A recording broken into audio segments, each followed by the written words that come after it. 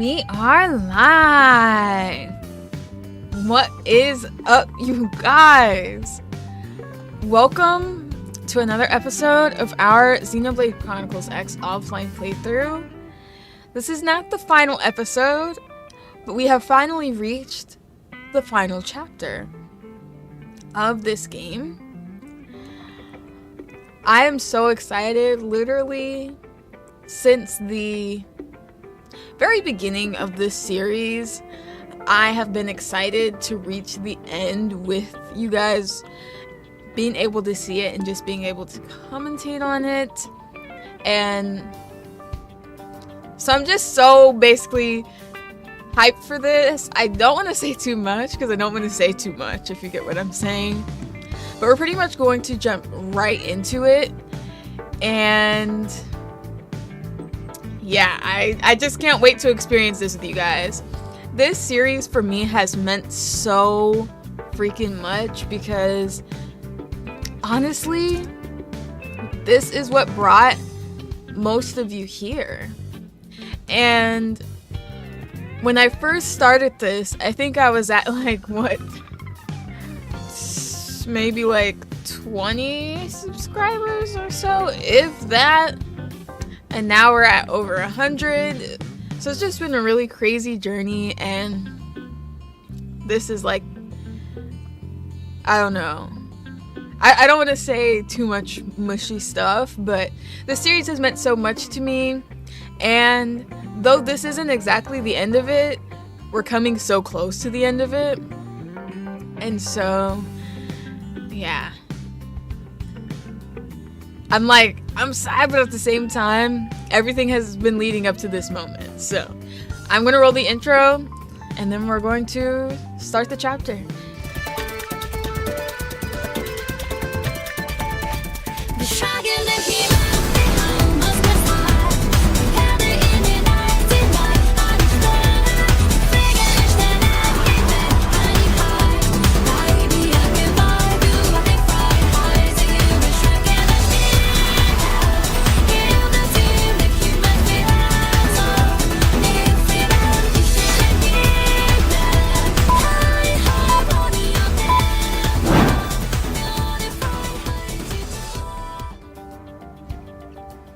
All right.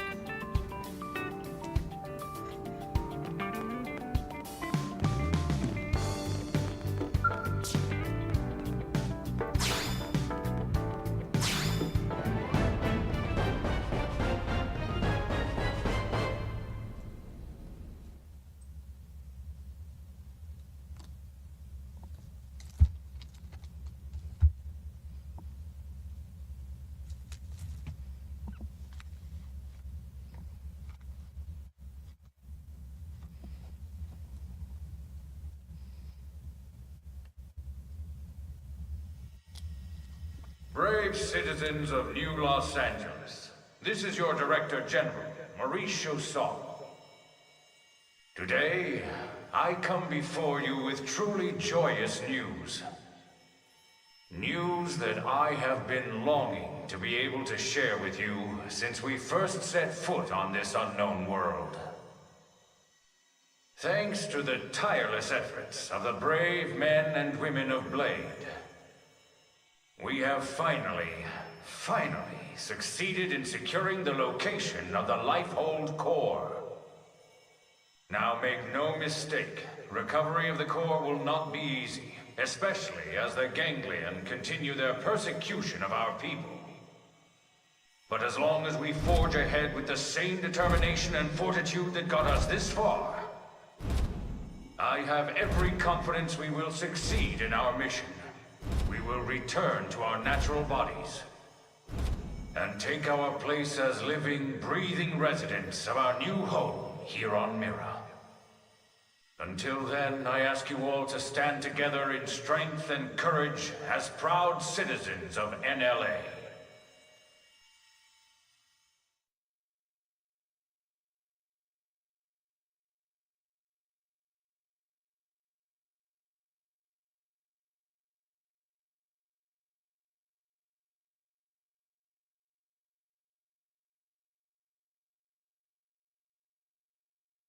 All right, Blades.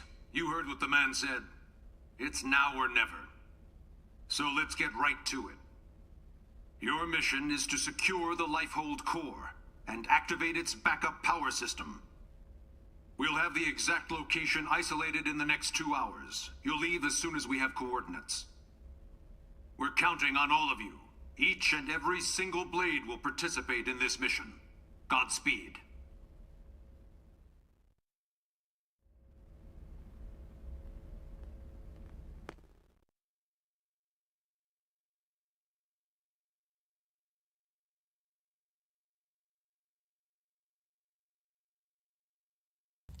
I wonder why those three specifically came in here. All right, everybody, dig in.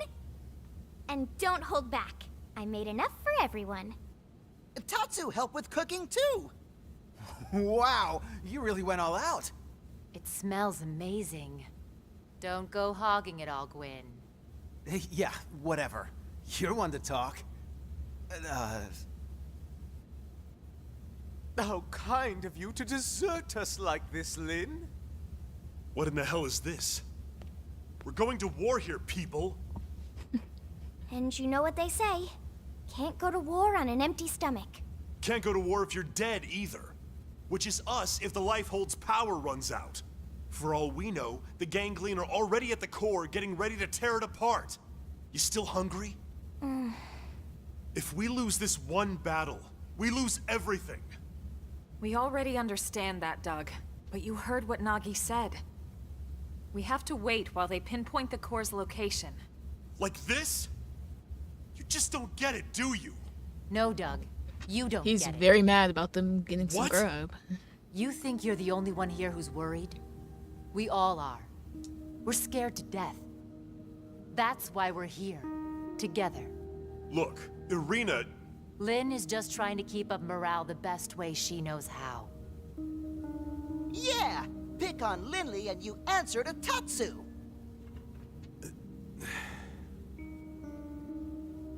All right. Look, Lynn. I'm sorry. I'm on edge. Worried, freaked out, all of it. Forgive me, okay? No. But bring me 10 hot cocos, and we'll talk. From that place you love, right? Okay. You got it.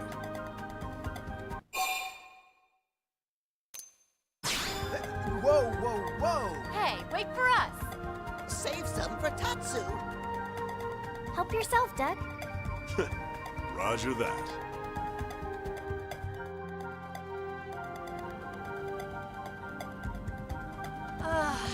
Oh, man, am I stuffed. I could need another bite. Tatsu cannot move. Amazing as always, Lynn. Thank you.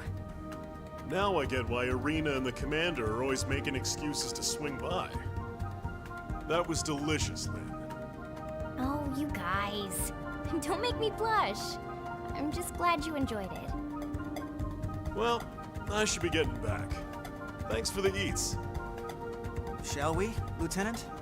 Yeah, we'd better go too. This was really great, Lynn. So why did you come in the first place? Just to tell Yeah, us not to this eat? was fun, Lynn. Indeed. It was a most enjoyable food ritual. All right. Good luck out there, guys.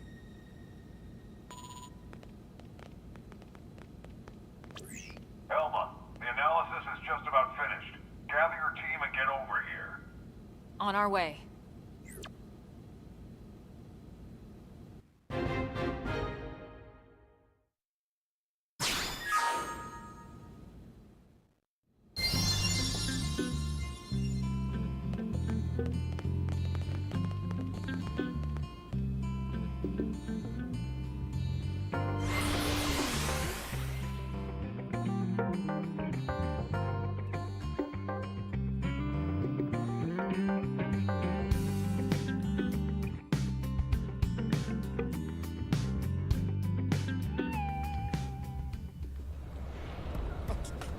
Honestly, more than anything else, that scene was literally just to like conclude the whole Lynn cooking before missions thing.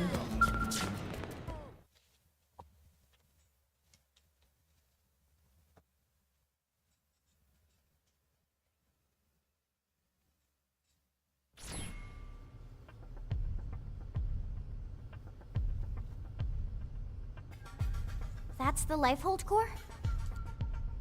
The coordinates place it off the west coast of Kaldros. It's no wonder we couldn't find it. It's way out in the middle of the ocean. Did it sink underwater?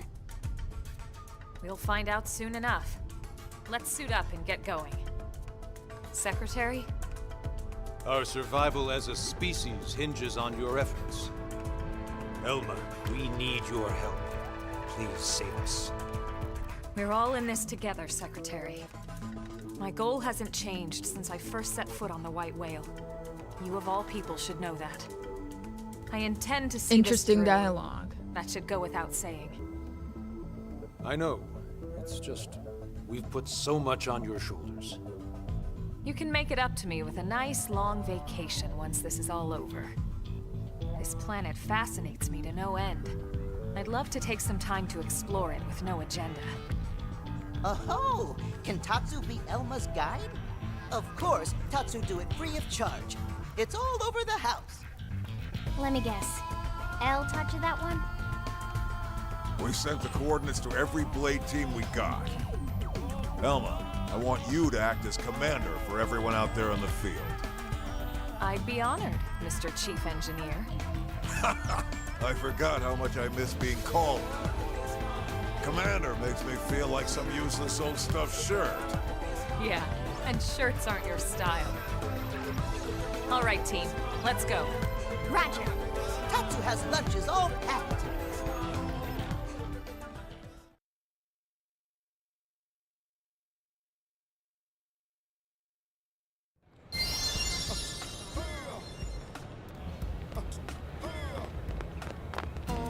I mean, all this time we've been there, wouldn't you think we would at least have the idea of exploring the ocean?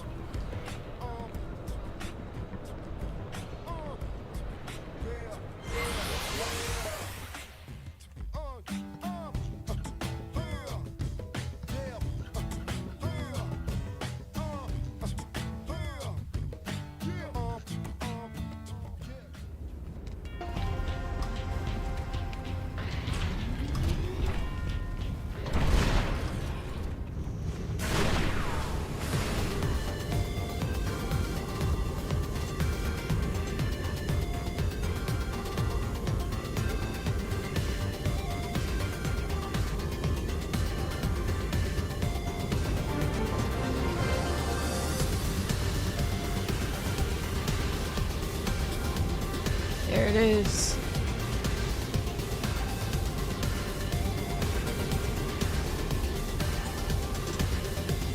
You can see it already.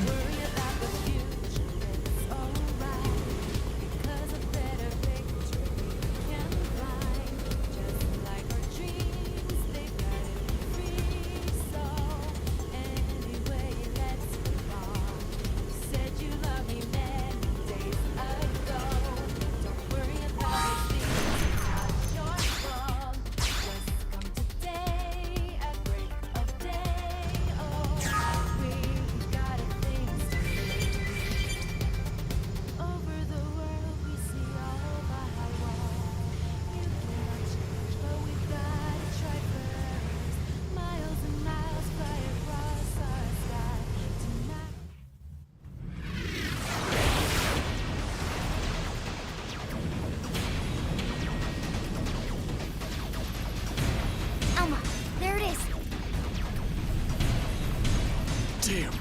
They got to it already! No, not yet. Look where it meets the water.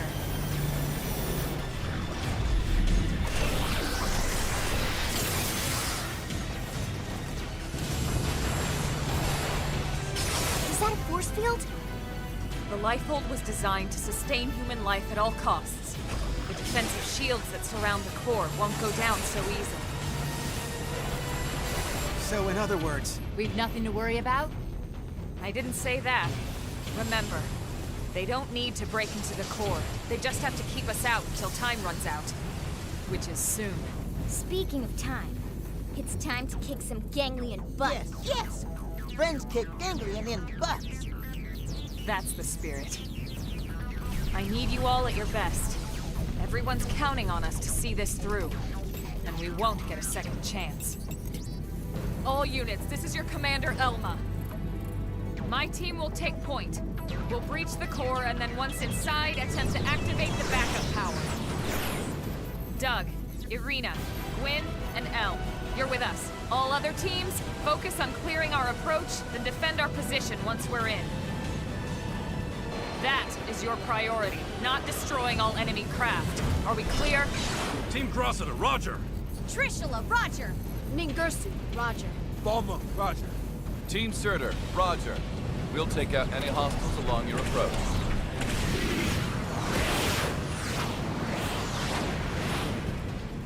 Breach team, let's go! Roger!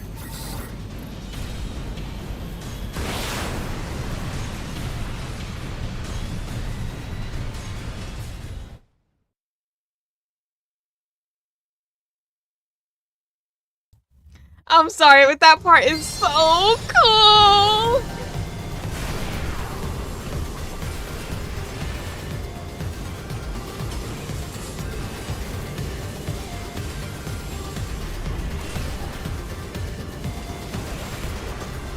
They're not really classic fights. Use melee attacks. Let's get bumped.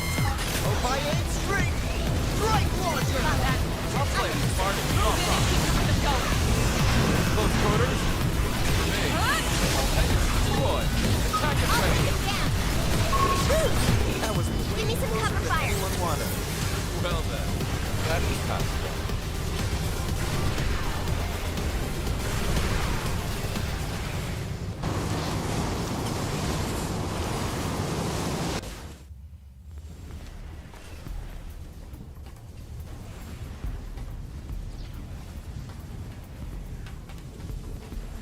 Finally. The Lifehold core. Let's hurry, before they can follow us inside.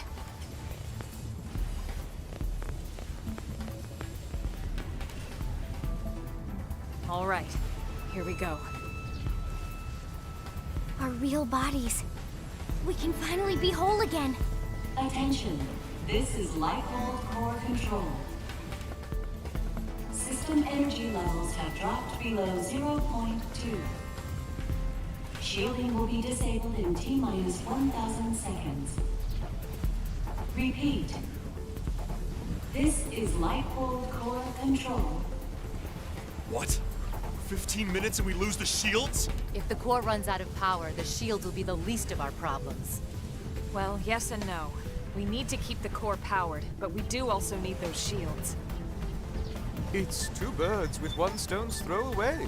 The shields will cause the ganglion to use up their materiel and retreat. Exactly. Everything comes down to getting the backup power source online. Right then. Let's do it.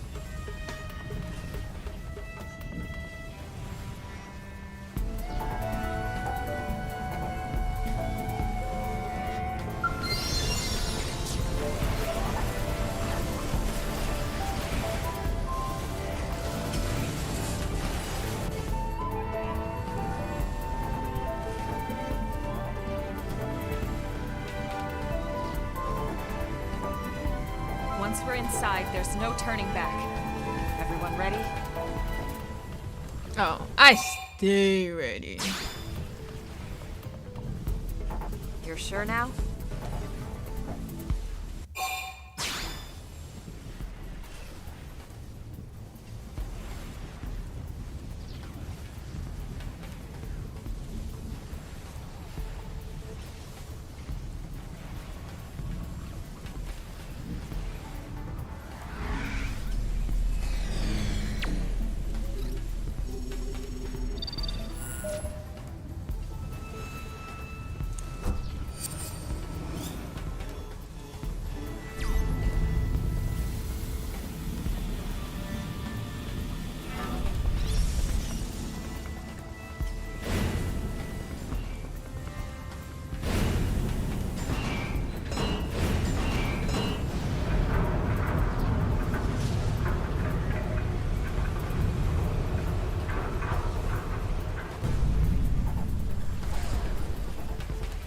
I saved way back in the sky. I'll be fine.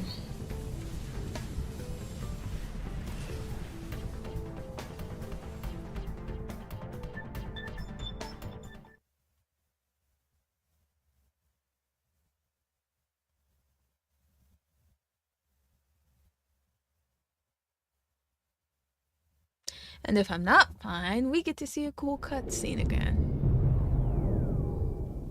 Why have we not received confirmation that the target is destroyed? What is the delay? Grandmaster, sir, the target appears to have some manner of customized Trion barrier. A Trion barrier? Are you daft? These are humans we're talking about. No one outside of the Clue system has access to Trion technology.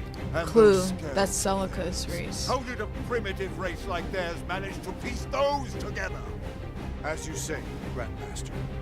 But if they are truly the Founder's descendants... Don't speak to me of myths. Ha! A tale to frighten children. They are the disease, not the cure. They are not the failsafe.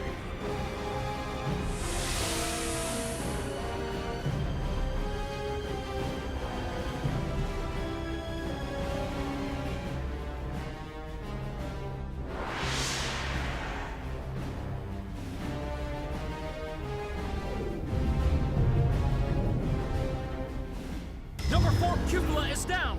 Heavy damage sustained in turret cluster 3. The enemy forces are rallying. Sir, we can no longer effectively strike the target. Where are the interceptors? An enemy detachment has cut them off. They can't reach us. But these are savages, not... No, I refuse to believe it.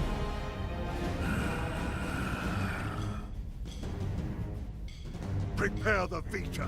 I shall crush them myself. Grandmaster, with all due respect, sir, the Vita belongs to the Great One.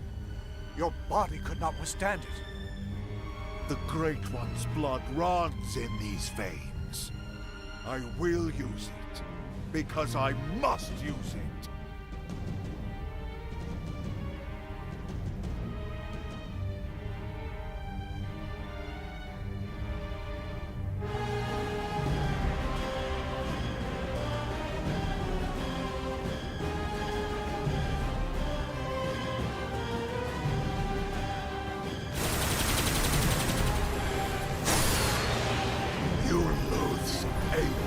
Prophecy or no prophecy, you will not be the end of our people.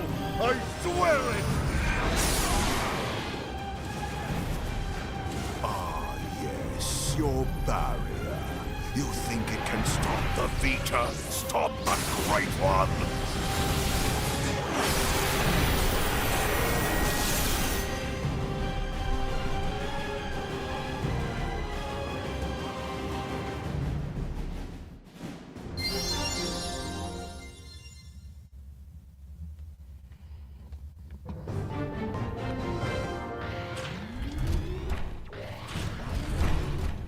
I feel like in that scene, we learn a lot about Luxar and his motivations without really them going into detail about, you know, the Great One or the prophecy or whatever.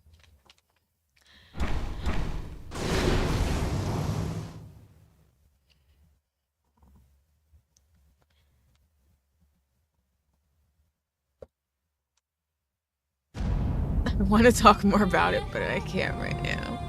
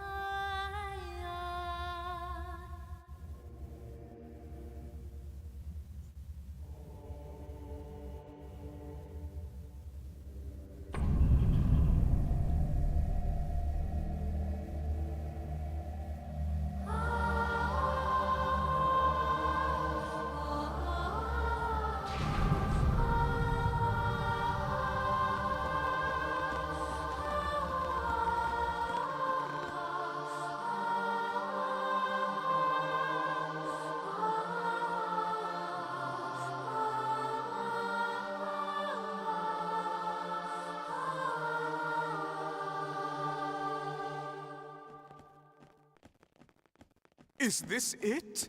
Will my unending thirst for knowledge be satiated at long last? Yeah, so then, where is it all? All I see is a whole lot of nothing. It's so quiet. I feel like we're back in the cathedral. Okay, Elma. What's the deal here? Where are all the stasis capsules? Where the hell are all our bodies? Don't tell me. This isn't the core? Whoa, what? Seriously? This has to be it. You all saw what the core looked like in the mission briefing. This is definitely it. Lynn's right. This is the place. Then where are all the people we brought with us from Earth? You're all controlling these MIMs from your real bodies, asleep in stasis. That's the explanation you were given by NLA, or should I say ECP officials. That was the official story. But it's not the whole truth. Colonel, what do you mean? Wretched humans. You'd be dead already if it wasn't for that blasted barrier.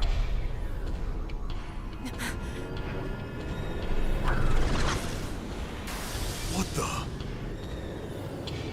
It's that mech they stole from the hangar. Ganglion? He's an ugly mother. Eugh. You must be the Ganglion leader. The one Lao spoke of. Luxar, was it? That's him? Do not presume to address me. You defile my name by even speaking it. Only the Great One may call me that. Great One? I am here to purge the universe of your disease, once and for all. What are you so afraid of? Destroying the Earth wasn't enough. You had to chase down the survivors and destroy them too. What's their threat? You'd even risk flying that crippled mech. That's right, isn't it? It's not complete. It's still missing something vital. Interesting. Then you're not entirely ignorant, are you? Perhaps your human birthright allows you to sense it, even in that puppet shell. Birthright? You're no ordinary puppet. You must be the one responsible for the Trion barrier, the scales, this whole blasted mess! Then perhaps I am mistaken after all. Perhaps humanity is the failsafe of the legend. But you will not find the Ganglion content to submit and resign ourselves to that fate. No. Instead, I will purify this world and prepare it for the advent of the Great One.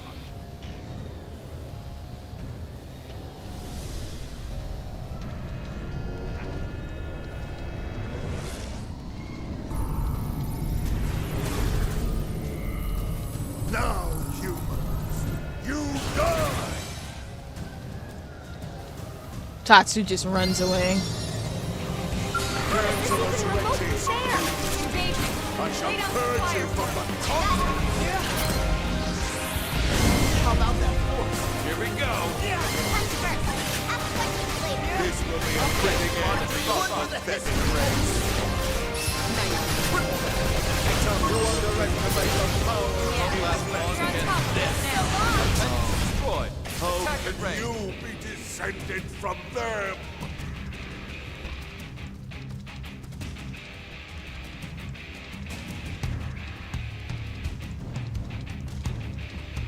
The fight's not over. I confess, you were right about one. I was indeed fearful of humanity, of your threat. At the dawn of the cosmos, the Samarians arrived from another plane. We can are forbidden from turning against them. If we ever tried, we would be destroyed. I thought that it was just a myth. And yet here you are, the descendants of Samar. You miserable human!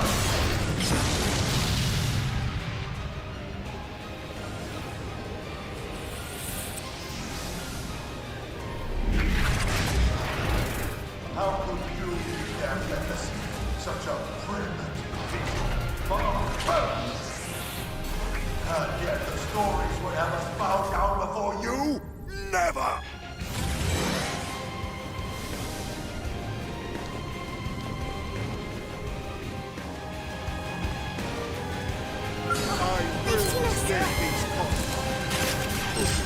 Use melee attacks. Ready for some overdrive? My adrenaline drive. Field ball! Starfall blade! Starfall blade! Let it stay down. Overdrive! Starfall blade! Starfall blade! Did it! The thing is, it takes us till the end of the game to really find out why the ganglions were hunting us.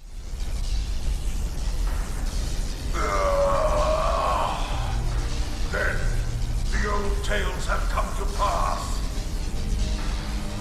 Even the Vita. Even the Great One's own vessel, bested by these primates. It's absolutely sickening. The bigger they come, the harder they fail. We came here to ensure the survival of the human race. The will to live is stronger than the will to destroy, Luxar. That is why you lost here today. If only I could see him, the Great One last. Which implies that he's seen the Great One before.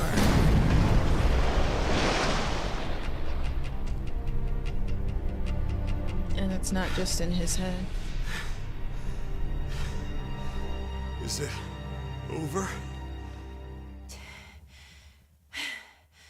Sure looks that way. Y'all didn't even do anything. Lieutenant, we did it! First dance of victory, then Lenly's victory feast. Sure, Tatsu. I'm game. Let us dance up a storm in any port.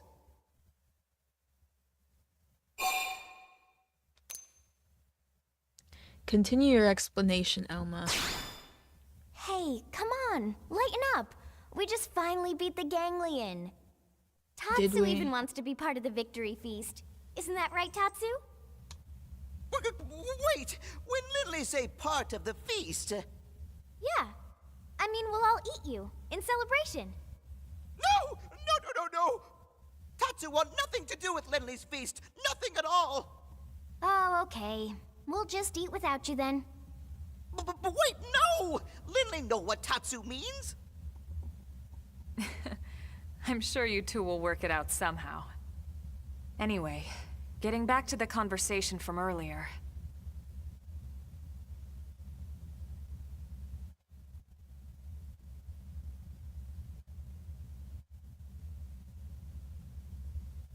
So, that big machine hanging above us? I've never seen one anywhere near that size, but it looks like a 7th generation quantum mainframe. That's exactly right. It's by far the most technologically advanced computer humanity has ever created, in terms of both speed and capacity. It's also the foundation for the Earth-Life Colonization Project. It's where all your consciousnesses have been recorded. What? Elma, you mean... Yes, that's what I mean. And not just everyone in New LA. The essence of all 20 million humans we brought with us from Earth are there, including all their memories, their genetic makeup, anything and everything. It's all been digitized and stored away in the core, right up there. Then, what about our bodies? You mean the originals all this data was sampled from? They were destroyed, along with the Earth.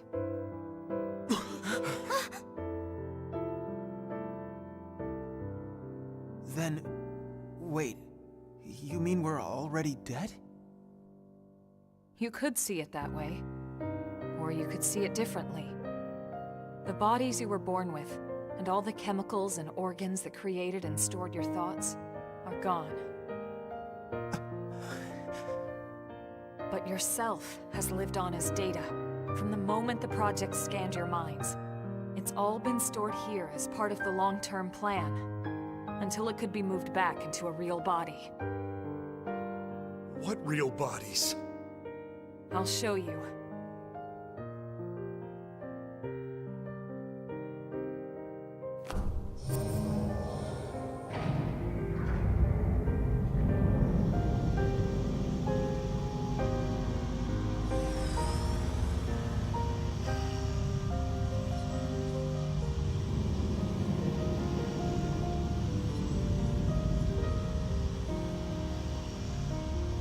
Those capsules represent a sample of all the genetic material that could be found on Earth. Exodus was always about more than just fleeing the planet. Ships like the White Whale were designed as arks, to carry the building blocks of all life on Earth to the next world. Ark? You mean as in, like, Noah's Ark? Yes, that's exactly what I mean. A last-ditch effort to save all living things, that they might someday flourish again.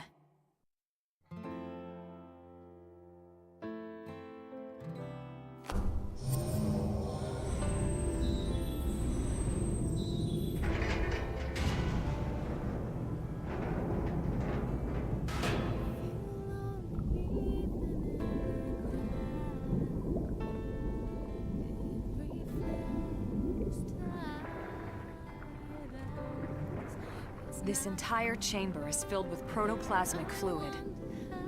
You see how it works. It can regenerate life from the genetic data stored above. Including humans? All of us? Once your bodies are cultivated, your present memory can be transferred back in. Everything you've felt or done in your MIM will be carried over seamlessly, without any loss in continuity. You mean we'll have our bodies back? It sounds too good to be true. It is too good to be true. Our bodies were real. We were born in them. And now you just snap your fingers and bam, we get new ones? Is that even right? It doesn't feel like it. Are we even humans anymore? Transferring our memories? Playing musical chairs with our bodies? Where do you draw the line? How do I know I'll be the same person I was wherever I end up? To some extent, you won't be. But then, you never were. On a cellular level, we all wake up as slightly different people every day. It's only because of the continuity of consciousness that we even perceive ourselves as ourselves. It's all a fragile illusion. And until anyone proves we all have a soul, one better left to the philosophers. You're right to have doubts, Doug. This was the single biggest debate among the ECP board, and rightly so. So then... We did talk about putting actual bodies in stasis. We seriously considered it. In fact, some of the other projects took that path, but they would have been lucky if their ships were able to hold 50,000. The Exodus arcs were different. Enough data and materials to revive 20 million people, perfectly preserved on each and every ship. The board weighed all the pros and cons, the ethical issues and dangers of violating the natural order of things. But this is what they landed on, and I agreed. So, when Lao said our flesh burned away with the earth, he wasn't just being dramatic. No, he must have discovered the truth, which only made his pain worse.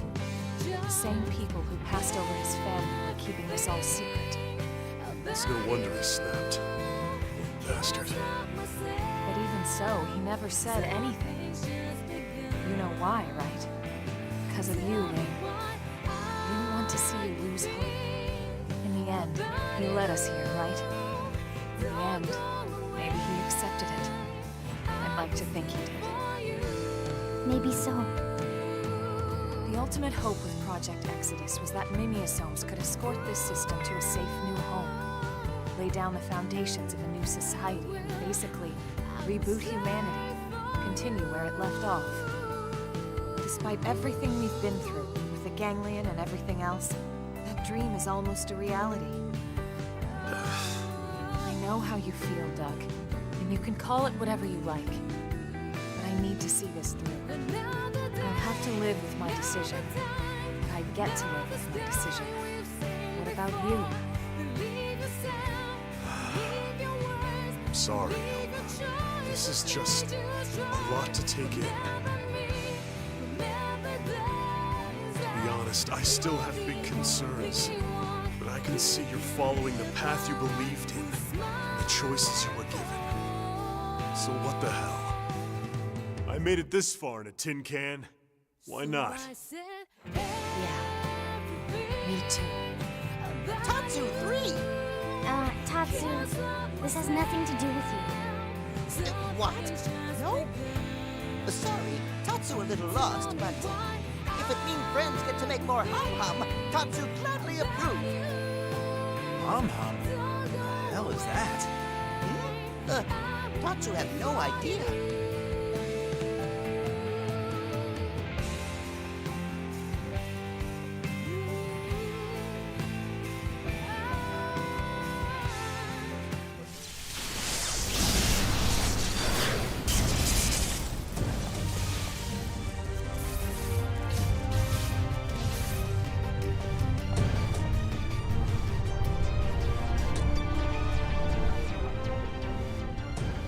Luxar! He's still alive? Human scum. Failsafe or not, you will never see your people reborn. You will die in those puppet bodies of yours! Attention, this is Lighthold Core Control. The system has detected a threat to core integrity. Now initiating internal defensive measures. That slug-faced bastard! He's targeting the main control system! Give it up, Luxar! Silence, worm! You fools! You are the ones who don't belong here! Humanity is the cancer, not us! Everyone, do whatever it takes! We have to stop him, and quickly! Roger that. Wait a second. Look! Initiating internal defensive measures. Are you kidding me?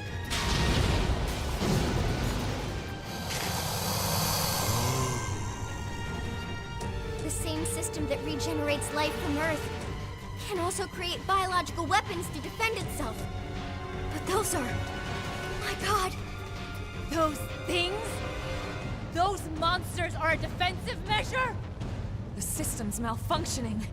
We have to stop it!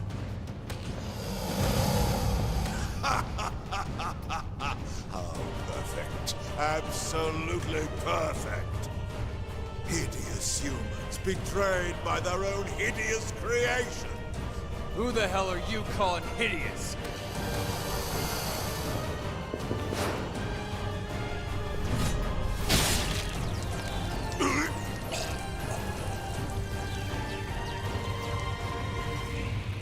Lau! You came! Damn you! This was not going anywhere. You deal with the core defenses. Got it.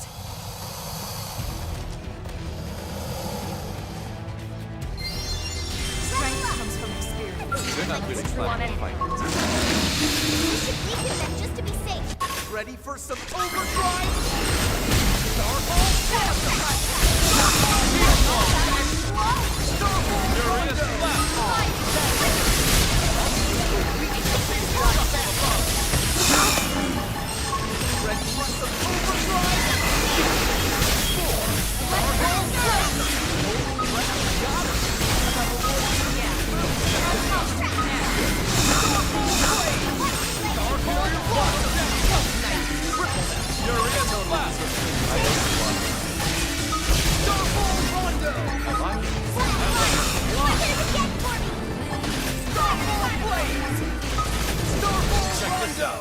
Pure genius.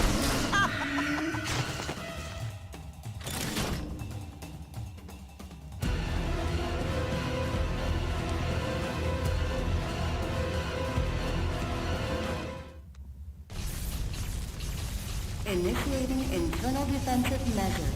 Final phase. You traitorous scum. What happened to our bargain? Do you humans have no principles at all?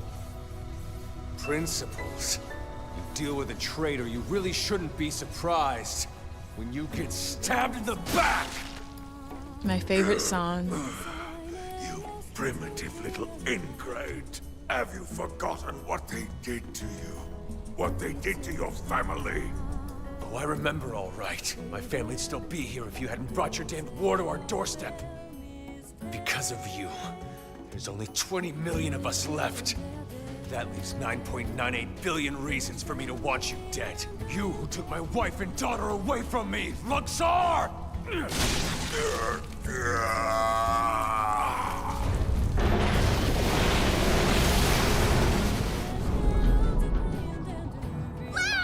Damn it! Get him out of there! This is human DNA. It was true. It was all true.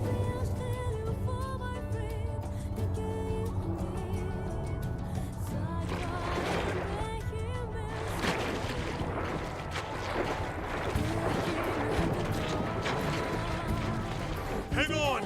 Cloud, no! I thought Exodus was a lie.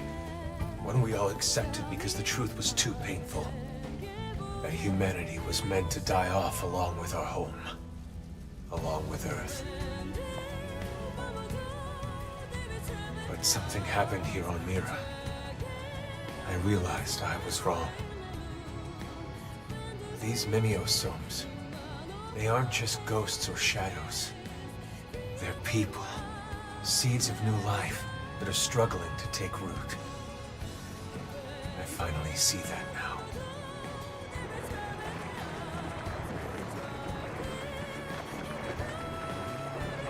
What's happening? It's like all the life on Earth is flowing inside me.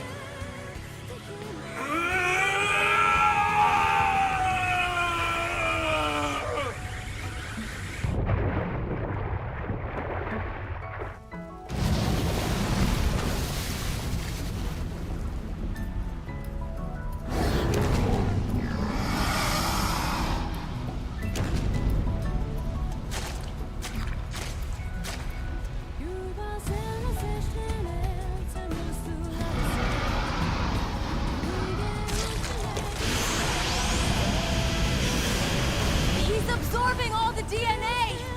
We have to stop him!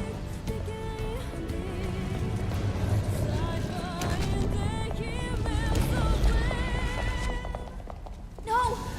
You can't! Out of the way, Lynn! We can't let the Lifehold be destroyed. This time, I'll shoot. Elma! Please! She's right.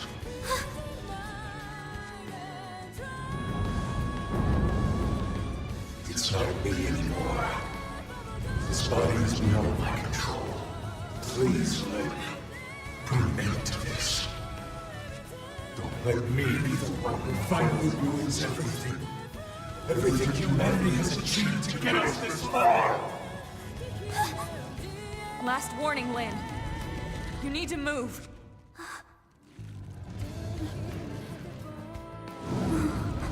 She was willing to Okay. kill Lynn. But then I'm fighting too.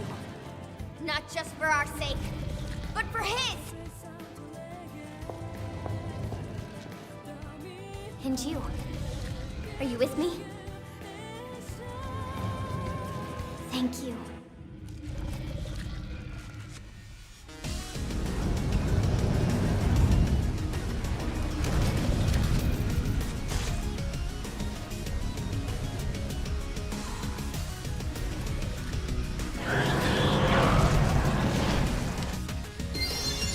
This is honestly my favorite enemy design in this game.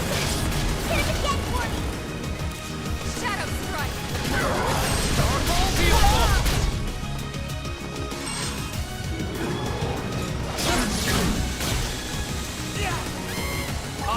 ready for some overdrive? Light Knight! Furious Blast! The history books! Shoot down on the oh yeah, baby! Overdrive! Wild Smash! Ghost Mastery! Night! I owe you one. Silver cookie for this. Shadow Strike! Starball Blade! Starball Thunder! Starball Blade!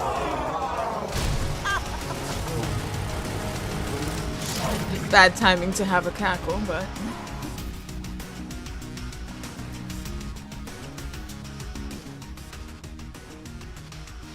Luxor, his memories, they are part of me now. When he dissolved, he became one with the protoplasm. Listen to me. I see now the reason why they fear the Samarians. A long time ago, the Samarians created new life forms to serve them. They created the ganglion. The original ganglion was synthesized, but artificial. Which is why they fear humans. The descendants of their creators. But we too will be synthesized. They're not really now. Lay down the fire! Overdrive! Thanks a bunch.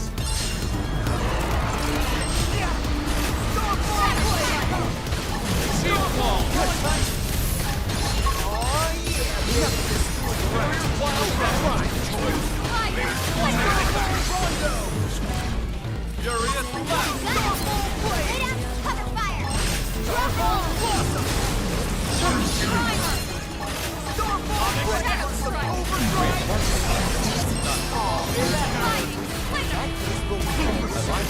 I like it a lot!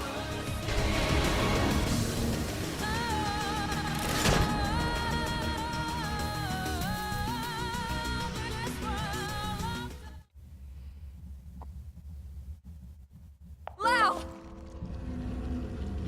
Luxor and these other synthesized life forms were implanted with a failsafe. Insurance, in case the Samarians ever lost control of them. The key to their failsafe lives on in the human body.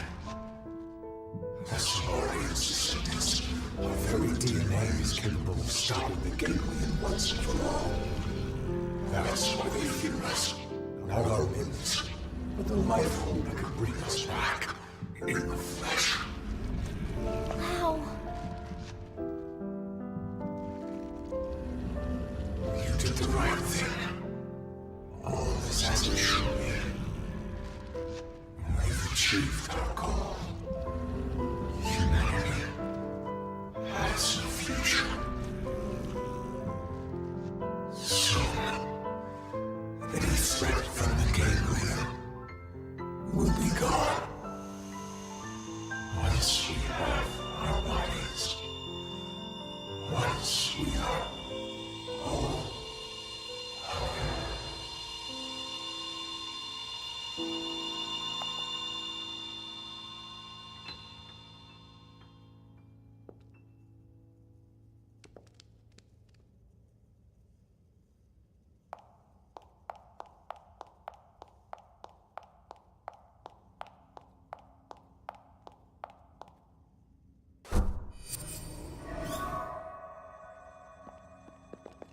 How's it look? Is it still running? It's fine. Looks like it held together. Thank God. We saved it. All of us. But we couldn't save Lao. On the contrary. By stopping him and preventing him from destroying the system, we saved Lao too. That's right. His DNA. And his memories. All of it is still stored in here. Exactly. And with this, now we finally have the means to bring him back. But wait. Would he even want to come back? All the things he did. He'll be able to remember them all, right? All the more reason. You can't make up for your mistakes when you're dead. Hell, he'd better come back. He's got work to do.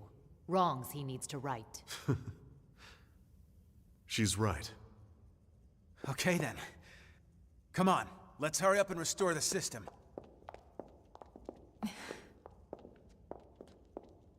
Colonel? Everyone wait. There's one more thing I need to talk to you about. Oh man, what now? The truth is, exactly one MIM in New LA actually is being controlled remotely from a real body held in stasis here. Wait, someone isn't stored in the database with the rest of us?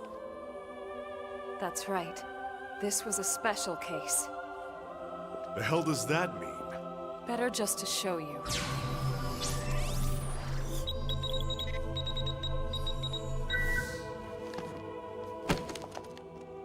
Colonel!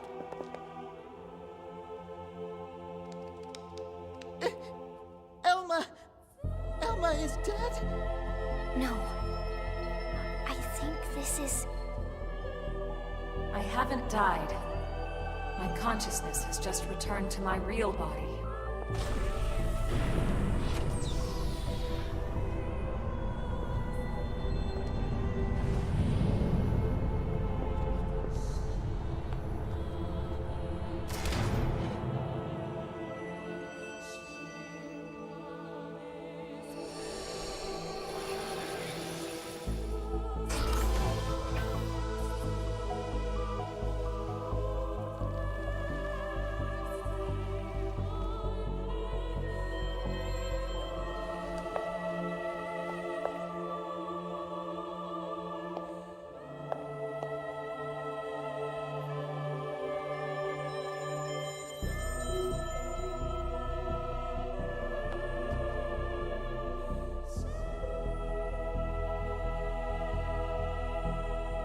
Elma?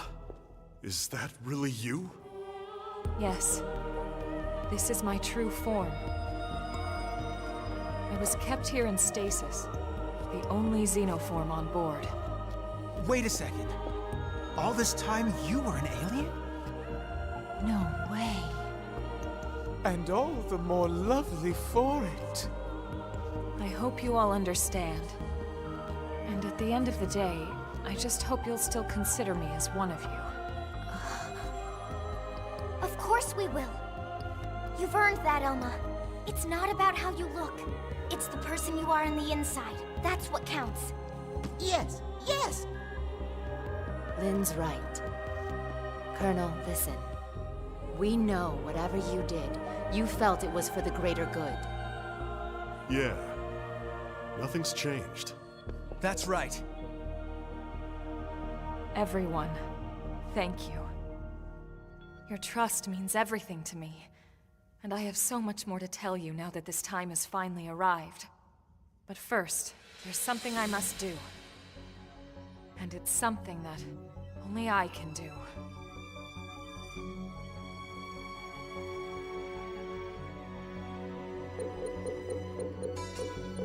There.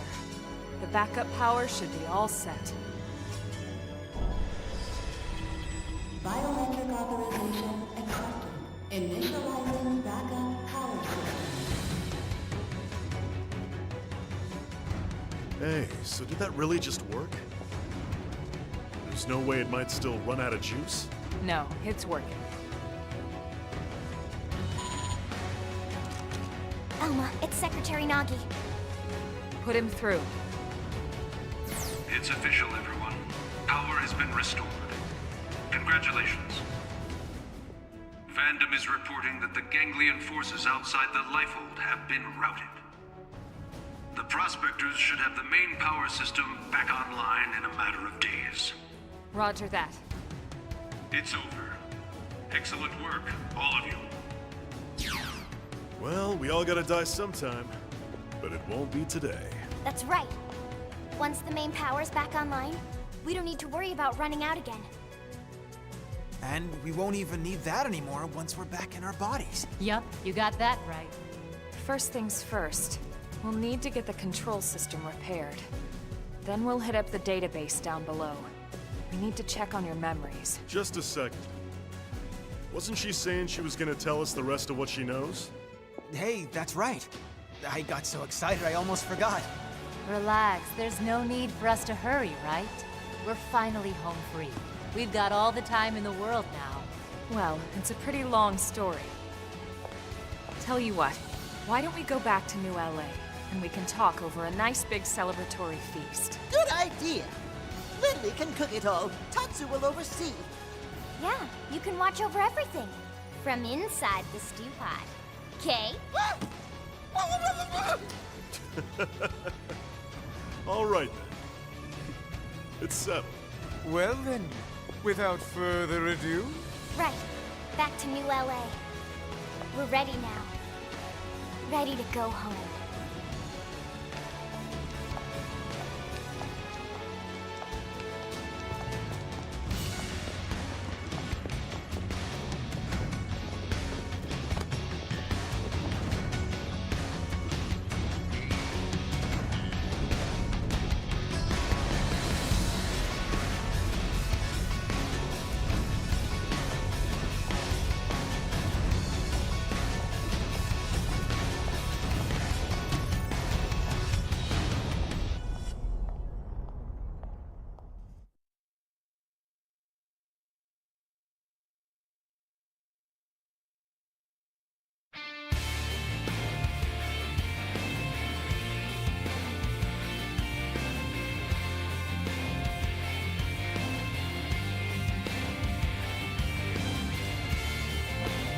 There's still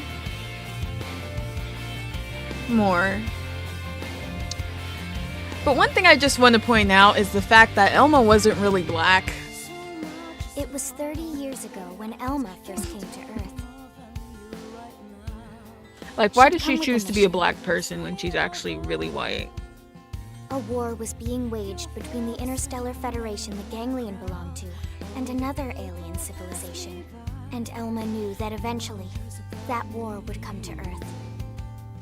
She came to our planet, alone, to save us. She convinced those in power, like Secretary Nagi, that the threat was real, and helped put into motion a grand plan to preserve all of mankind. Her alien tech brought us skells so we could defend ourselves. It gave us light-speed travel to ensure our escape. And it led to mimeosomes to facilitate our survival. None of this would have been possible for centuries without the help we received from Elma. Everyone says the Earth died that day. HB started shadowing fandom. But not me.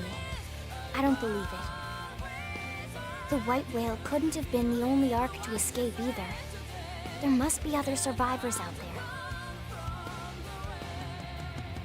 Somewhere. The path ahead may not be clear, and it certainly won't be easy. But for now, the important thing is we're here, on Mira, and we're alive. And we'll live on, for now, with faith in our hearts that one day we can once again set out to search for the planet we left behind.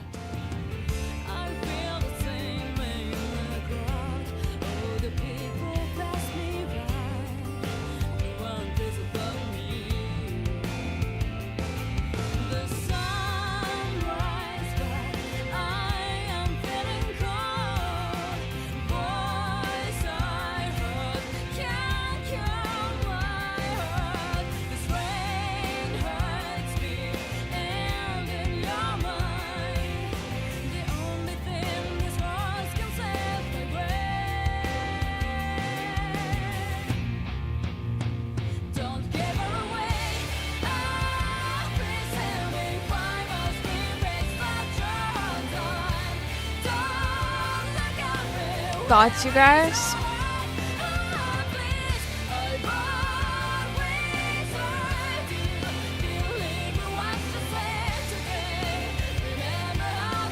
Yep, the Ganglion are still around.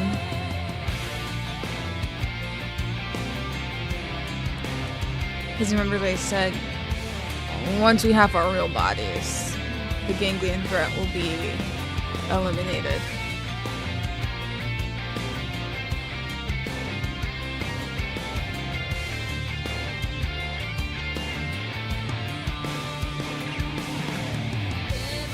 And we don't have those yet.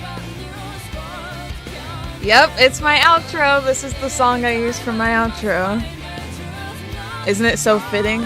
Because it was at the end of the game. That's why I thought it would be fitting for the outro.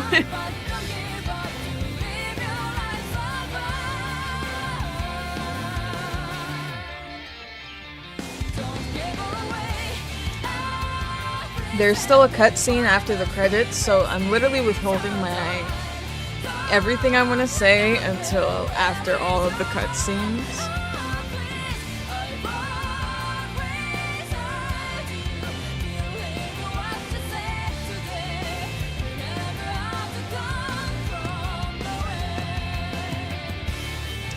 I feel like Chapter 12 is the chapter that made the entire game.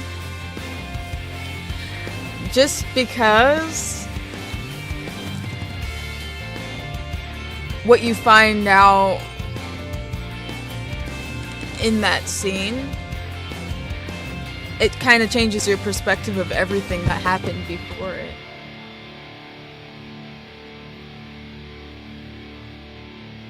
Yes, they did.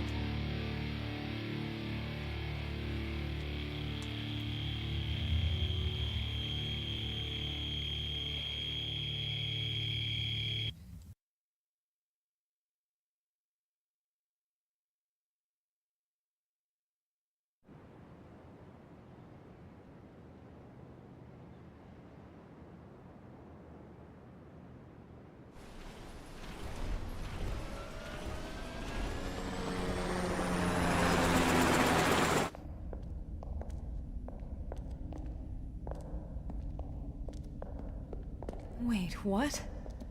This damage isn't from our last battle. It's from earlier, when we crashed on Mira. It does look pretty bad in there, doesn't it? You'd never know it by looking at the exterior.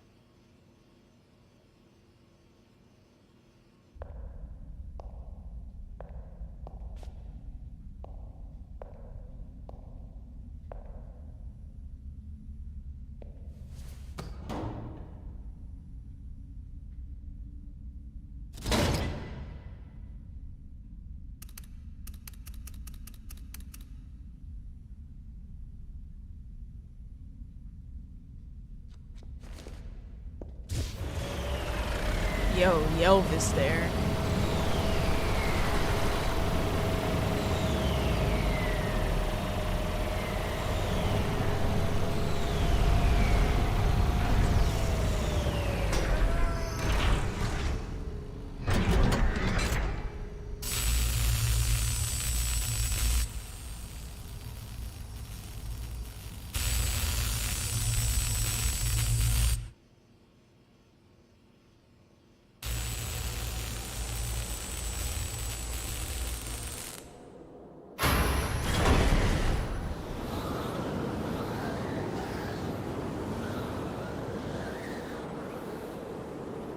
All right. I'm entering the database chamber. Be extra careful in there. That's everything we've been working for. Understood.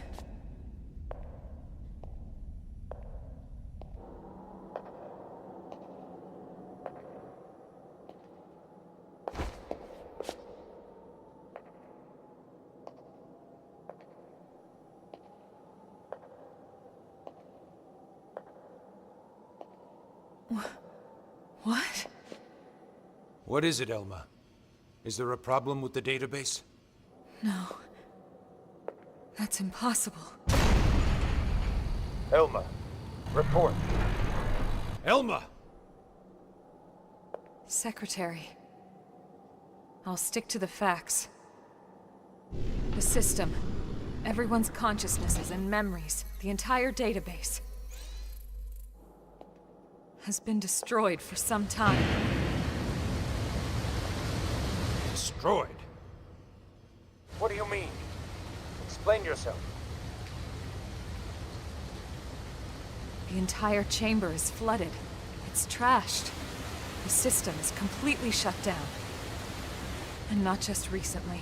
It's been this way since we got to Mira. That's absurd. Then how are we... How in the world would anyone be? I know.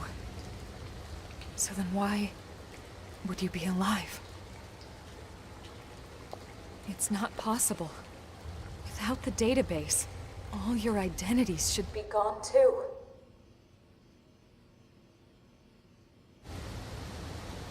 It's this planet. It's something about this planet.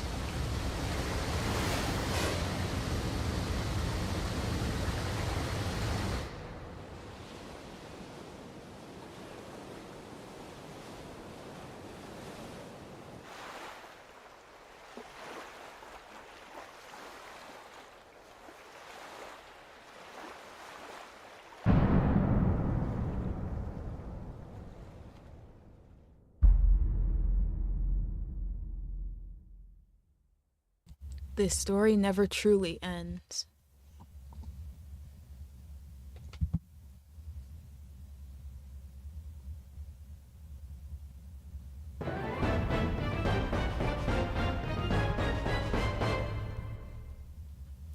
And that, you guys, is the end of Xenoblade Chronicles X main story. Strength comes from Well, I have a topic That's to true on any planet.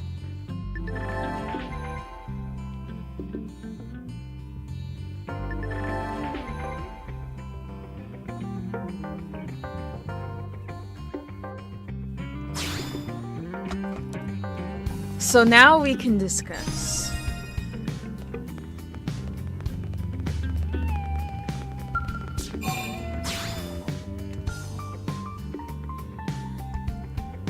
Essentially everything we just talked about potentially happening is not possible.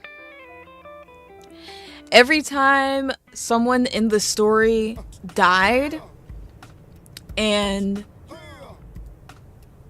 the consolation was we'll be able to bring them back once we find the Lifehold, people going out there and risking their lives because they had faith that once we found the Lifehold, they'd be able to come right back.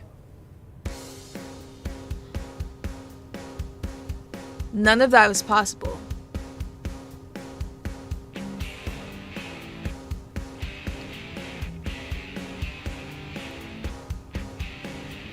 Us not having our memories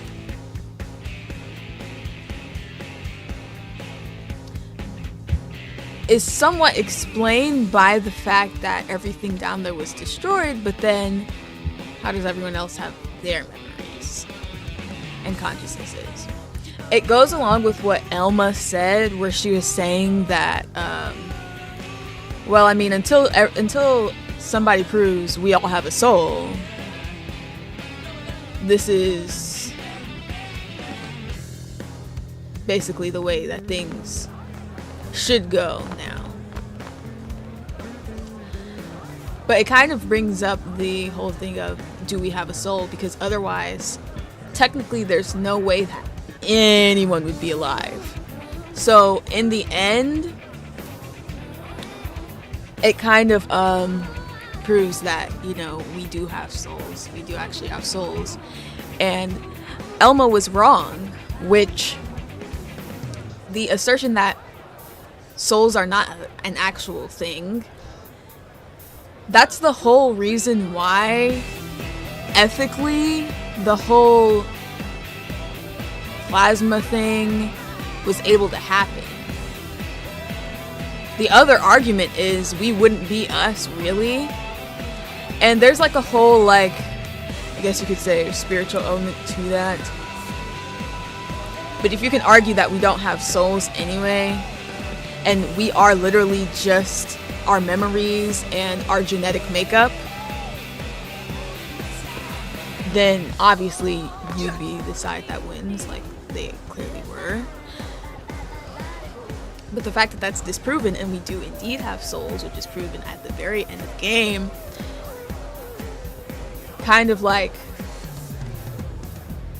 shatters Elma's whole argument as to why what they ended up doing was right. And honestly, the only thing that I can really criticize about the end, because I still think it's the best, the only thing I could criticize is the fact that there wasn't more pushback on Elma about everything being a lie. I feel like it would have been good if, maybe even if they just gave you the option of how you wanted to react to it, but also if there was somebody who then turned at that point. Because if it were me in this situation where, you know, I've seen so many unnecessary deaths, how did she end up on the side of humanity? Lynn kind of like said in her monologue, essentially, she knew it was going to happen and she came to warn humanity. Why she cares so much about humans isn't exactly clear. But yeah, like I said, if it were me in that situation, I would have seen Elma as a villain at that point, because everything I've done, everything I thought I was fighting for was a lie. And then to add on top of that, you're here making decisions on what's best for humanity when you yourself aren't even a human and have no understanding of the actual human experience in the flesh. It would have made me personally, I probably would have tried to kill Elma, to be honest.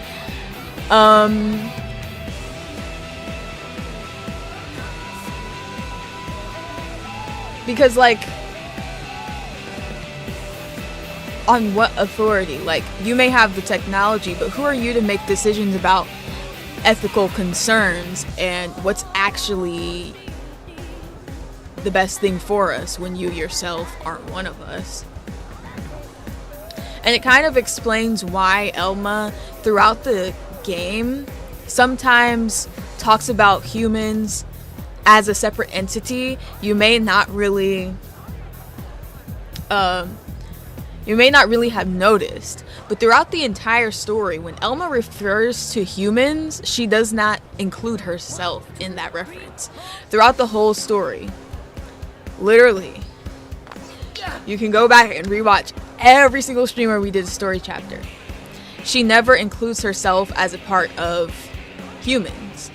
And in that scene with Lao, it especially becomes clear, and Lao kind of calls her out on it, like, what would you know? Because somehow he found out that she was not human. How he did this, not really clear, considering the fact that he didn't find it out from Luxar, because it was only at the end that Luxar even realized that Elma was not one of us.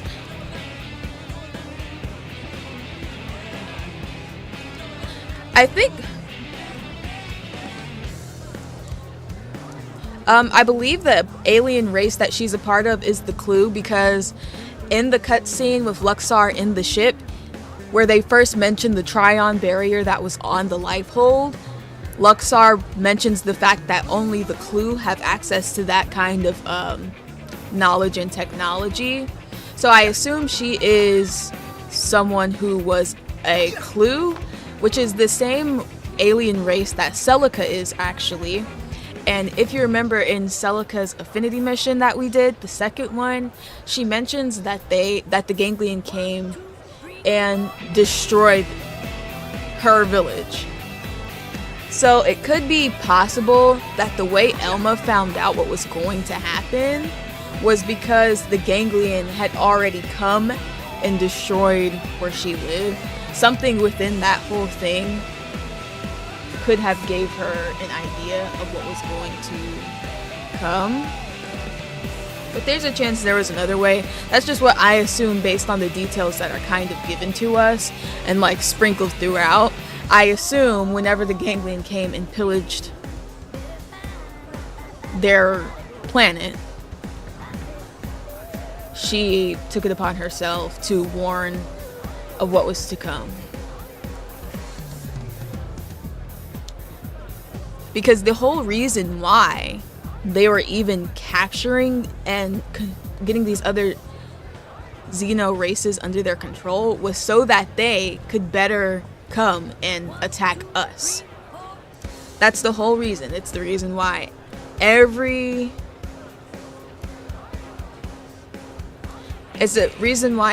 single Xeno race that we discover in this game, they're only here because the Ganglion persecuted them and tried to get their technology or whatever, all so that they would come and help them in the effort to destroy humanity. Because as it was established, Luxar was extremely afraid of humans because we contained that failsafe. So he took extreme measures to be able to get rid of us, which in the end did not work, obviously. But considering she's a clue, I would assume whenever their planet got destroyed, when the Ganglion attacked them and tried to gain access to their technology, she instead decided to flee and warn us before they had a chance to get to us.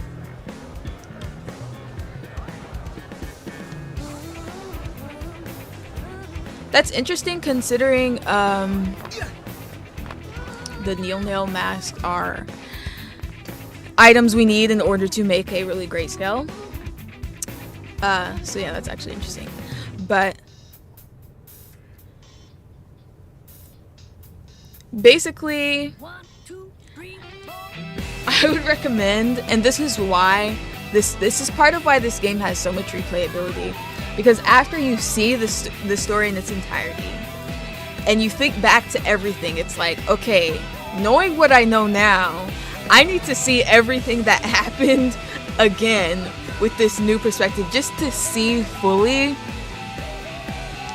the actual impact of the lie. Because at the end they just make it like a, oh, you know what, this is the way, da-da-da-da. Then at the very end you find out none of what they planned can actually happen, and everyone's just trapped in these bodies. It makes you want to go back and do it all again to see the signs and to like reanalyze every single detail. And it was in playing it the second time after my first time seeing the story that this became my absolute favorite game, because there's so much more. There's just so much more to it once you go back. After you finally find everything out. The story is pretty like on the straight and narrow basically the whole time until the very end, where it flips everything on its head. And you find out that everything was a lie, and then on top of that, everyone is stuck in the state they're currently in. So, I would recommend, even if you can't play this yourself, you could rewatch the series. You could rewatch the series, and it will literally make you look at everything with an entirely new lens than you initially saw it. And that's why this is my favorite game.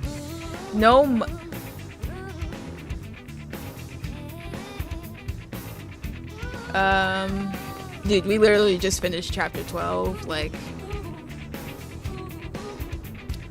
that just happened. Anyway,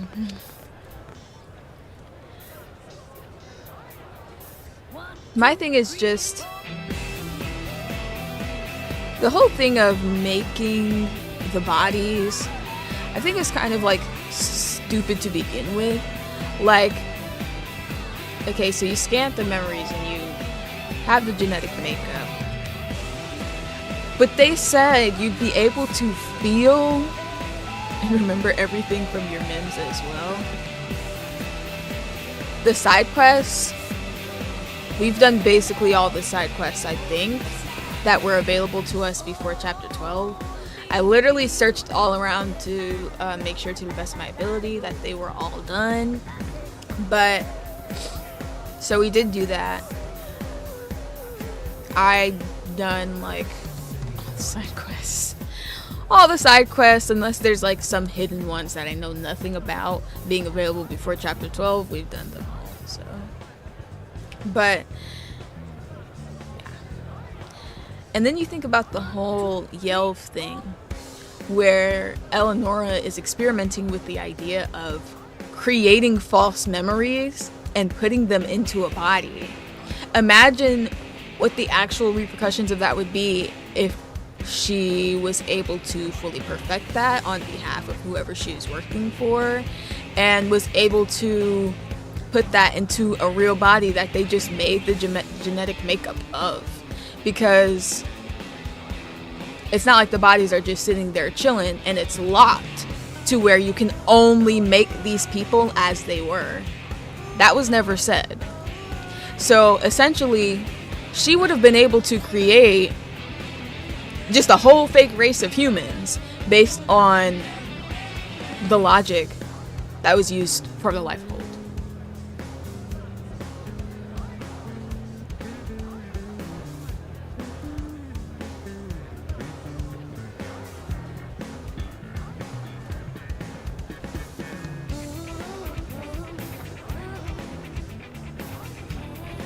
What are the details to that theory? I don't really think so, but if there's a good argument presented, maybe I can change my mind, but I really don't think we're a J-body.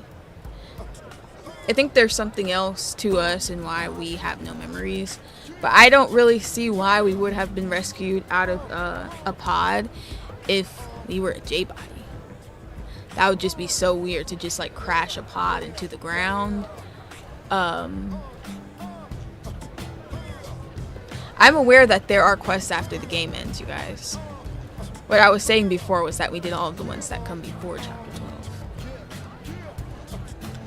But I don't know why they would crash a pod into the ground just to stick a J-body in it. I don't know. And then make Elma go save it. That would be kind of a little bit too convoluted and seemingly pointless.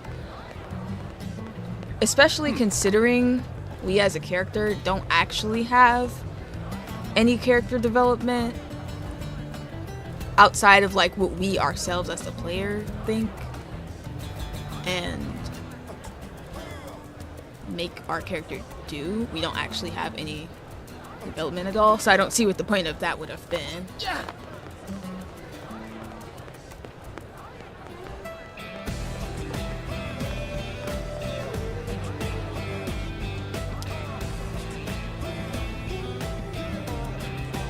He doesn't necessarily recognize him as the partner though. He just said he reminds him of his partner. And he actually says at one point that they're very, very different. But it's just something about them, about me, that reminds him of the partner. But they're very different. So I don't necessarily think we are the partner. But, yeah. I want to say also that, like, the thing is, it says this story never truly ends at the end. But first of all, who do you guys think was the person who was in the cloak that walked up to Lao? Like, who do you guys think that was? If it was anybody. Or what do you guys think that was? Because the person in the cloak who walked up to Lao clearly has something to do with everything that happened. I don't have any theories on that because I never realized before that there was a person that walked up to Lao.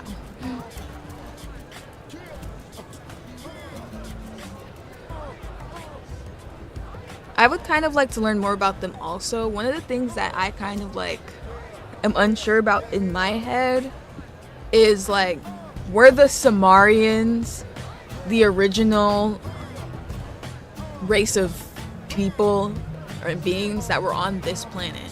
Because as established by the freaking world itself, there were people who lived here, a very advanced civilization, way more advanced than us, and more advanced than the Ganglion, that were here first. And we don't discover much about who they were.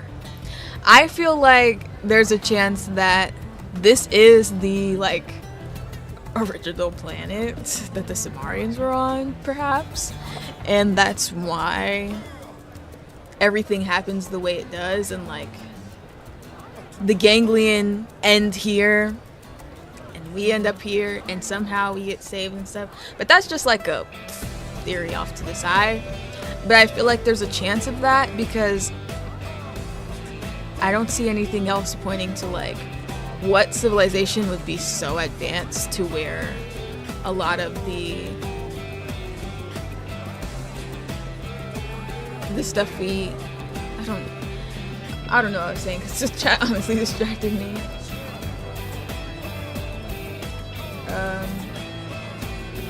In all seriousness, the Black Knight has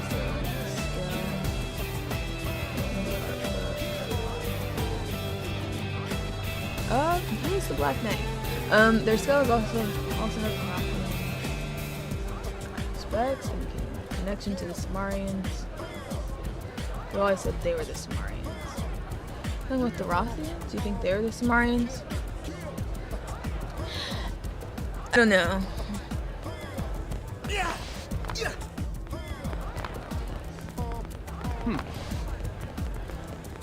I don't know. I might have to look at this art book you're talking about because I have not seen it. But what I also found interesting was the whole Noah's Ark concept.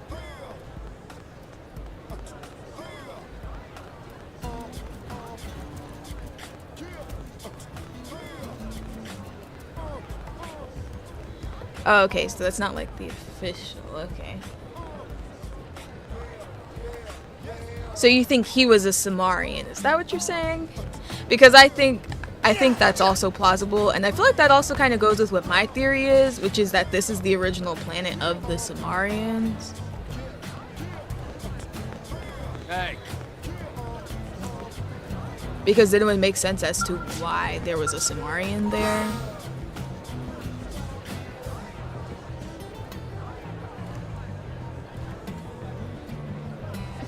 But honestly, the delay is kind of throwing me off as to what is being responded to of what I'm saying with some of these messages.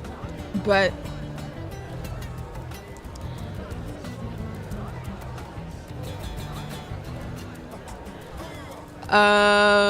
okay.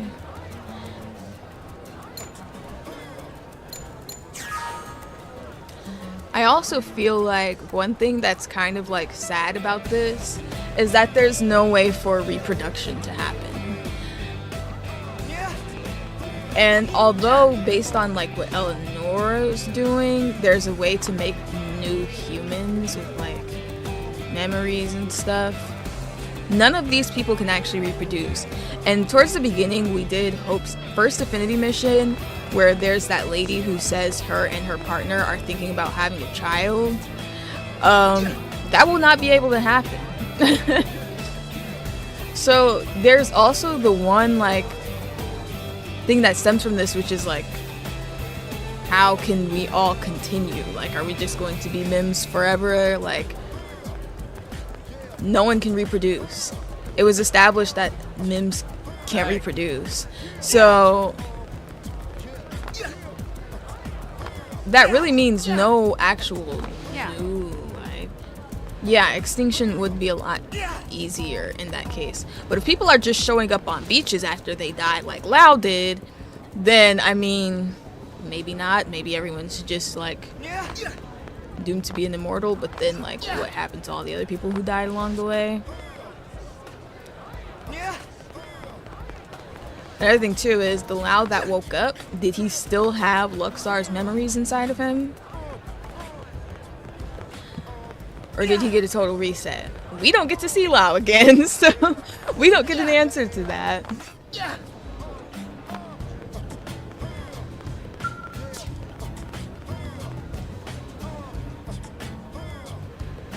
This planet is hinted to be the original planet, but was also mentioned in the art book as being composed of multiple different planets.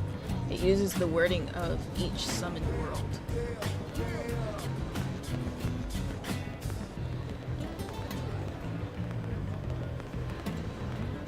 My main theory is it's something relating to Origin from other Xenoblade games, or something similar, as it makes the most sense.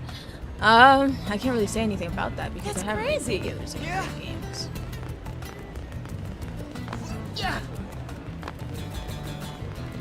I don't know, it's kind of more sad and depressing the more you think about it. No one will ever be whole again. You'll never be able to start a family or like live a regular life. Like you're just doomed to be in a robot body forever. I feel like that's kind of the whole concept that I was struggling with. The fact that, you know, you're just stuck here. You're not going to age. Like, Lynn, she's a teenager.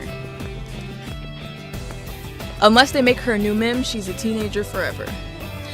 She won't get to see, like, think about this. Think about however you looked in middle school. And just think, you have to look like that forever. You'll never see what you would have matured and ended up looking like. Because you can't get your body back. You'll never grow up. You will just stay a tween. That would be sad.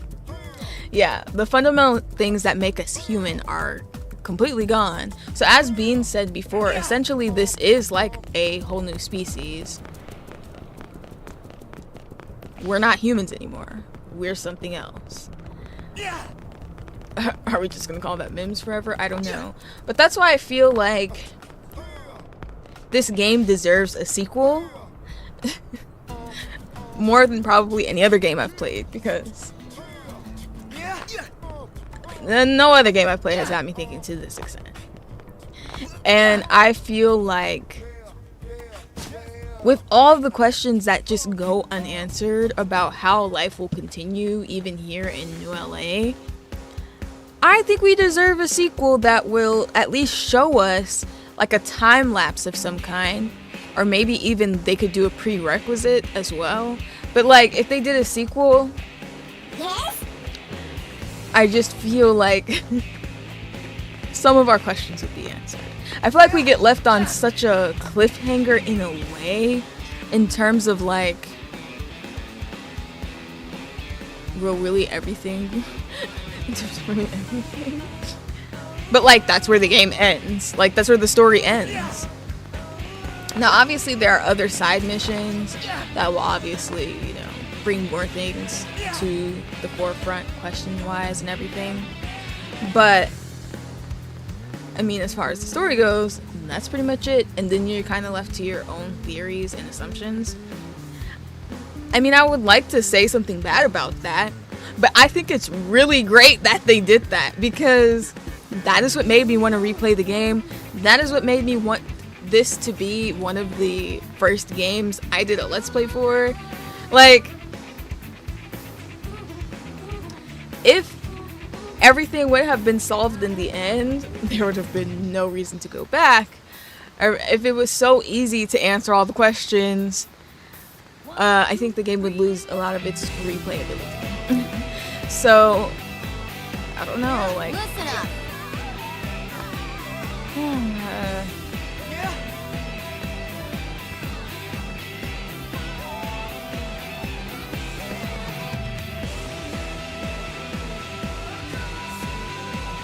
Yeah, it's fun to theorize and speculate about it.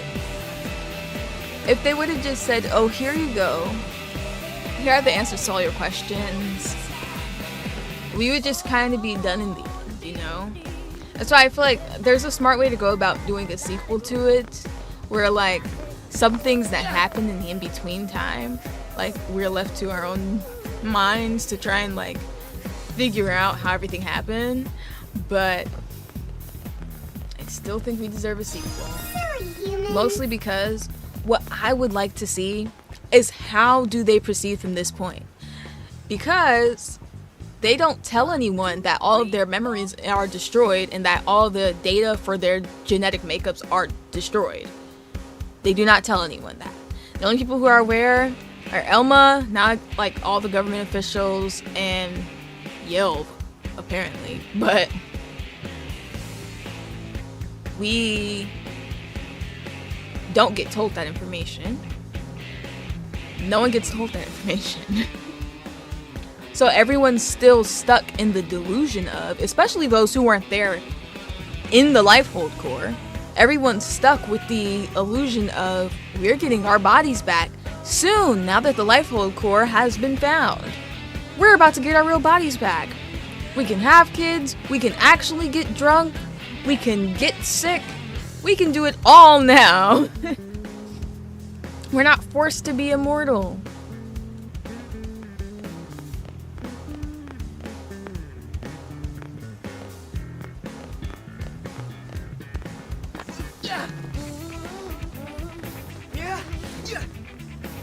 Everyone's still going to think that until they break the news to everyone we have left, and we know how crazy some of them can be, that they will never be able to be human again.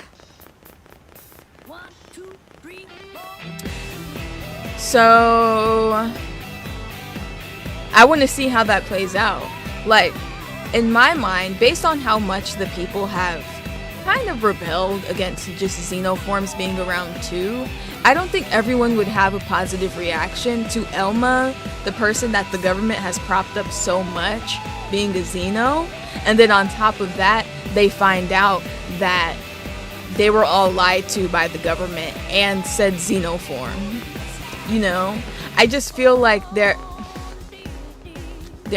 be no good way to go about that doesn't cause some kind of rebellion or uprising or social discourse amongst the people in New LA. And then on top of that, we never get to see the city fully built. It literally remains unfinished. But if they leave the people in ignorance for like years or whatever, eventually the people are gonna start demanding answers. And so I feel like they can't leave the people just ignorant forever, you know?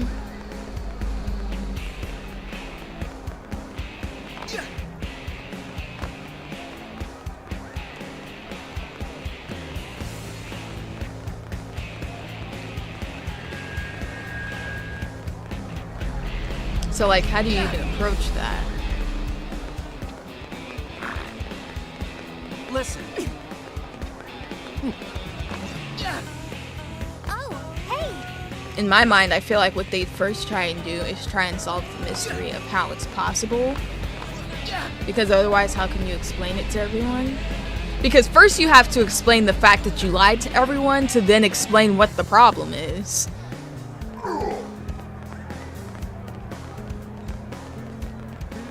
Exactly. Did you hear?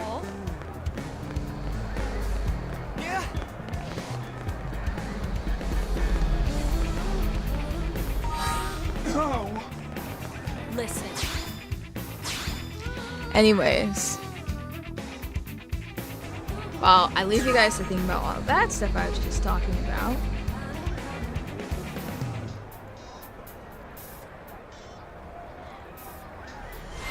I want to show some of the new things that kind of like get unlocked after you finish the story.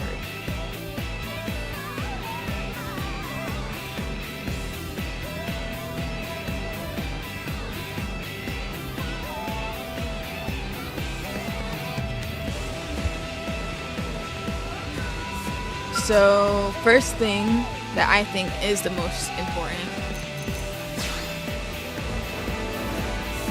is not this at all.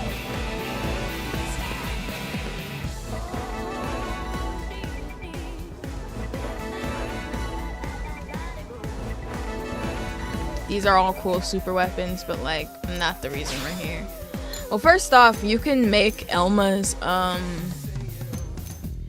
gear, though I'm not sure how it would look on a male character because she's a woman. But why do I think they called the game Xenoblade Chronicles X? Is the X significant? I don't really think so. I mean, maybe someone else will find an argument as to why it's significant. I think it's literally just to separate it from like the main Xenoblade Chronicles series, but maybe there's a reason why the X is significant. I don't know it though.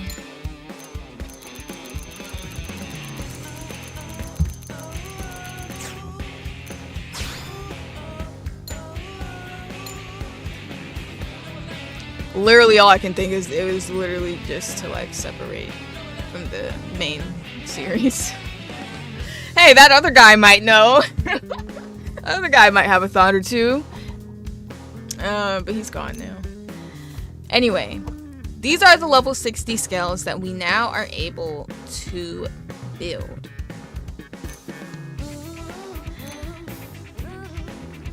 I do have specific ones that I would like to do, because we're gonna need these if we plan on killing the Ultra Fauna in this game and actually 100%ing this and completing our map. So yeah. But these are my favorites. The Ares 70, the Ares 90. They're super duper duper duper. Wait a minute. How am I supposed to get a golden Eaglet heart?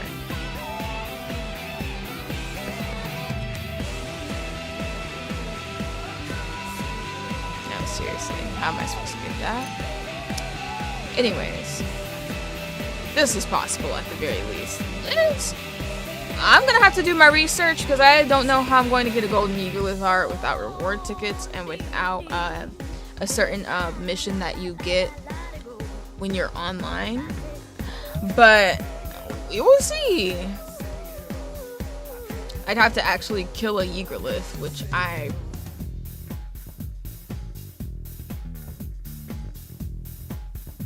if I'm to the point where I could kill a Eaglet, I wouldn't need this skill. So, there's that. But yeah, this is the scale that we saw Lau use in, I believe, chapter 11?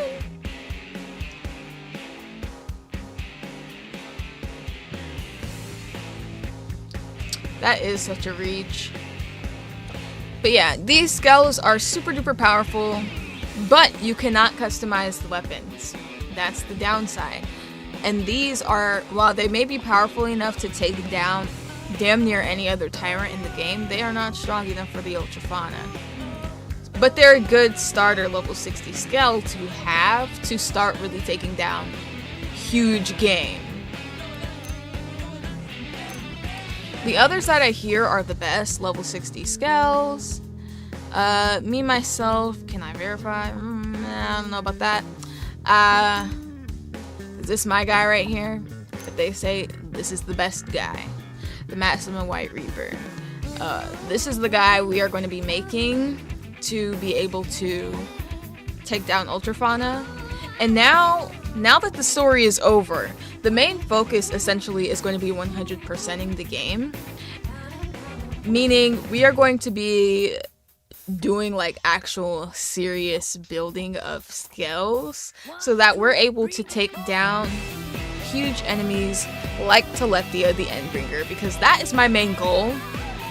And that is one thing that I have to achieve during the course of this playthrough, no matter what it takes.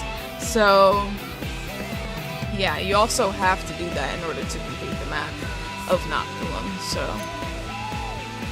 they also say this is a very good skill as well. I have not built it before, but I've made it before, but I haven't actually built the skill itself to be able to tell you if it is or if it isn't. I have never defeated Telethia in the actual open world. I have only defeated Telethia in online situations. So, because that's something I've never done, I am going to be slightly blind as far as the build to being able to do that goes. So that's something I'll be doing my research about. Everything else you can basically consider useless. Nah, just kidding. We might still make some of the other ones. But yeah.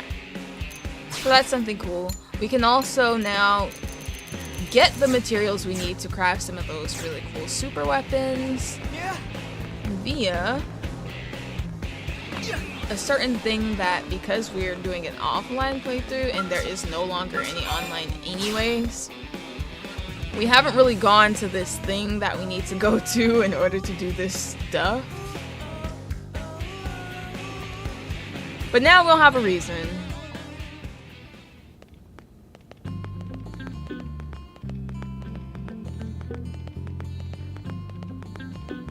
Also, do you guys prefer Elma in her original or in her true form? Okay, no. These are it. So this is how we're able to fight bosses again. A lot of the materials we need to craft level 60 anything come from these. So we'd have to do these time attack missions a lot where they actually drop our level down. So for these you have to actually have some skill as far as your build goes, because they do drop you down. They humble you and make you around the same level as the boss that you're fighting. So if you suck, it will really show if you attempt to do some of these. But this is something we will have to do a lot of.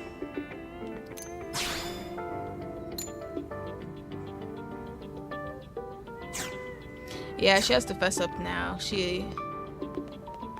I also prefer her human looking design. Like, I just have to be real. I was not really impressed whenever I seen her alien form. I was more so just shocked. Like, what? It didn't occur to me until later also, the fact that, like, her true form is literally the color of milk. But her human form, it's just like, come on. A main game character. Like, she's the main character. And she is black. And then she's not anymore. And you find out she never was. Like, it's just like, dang, man.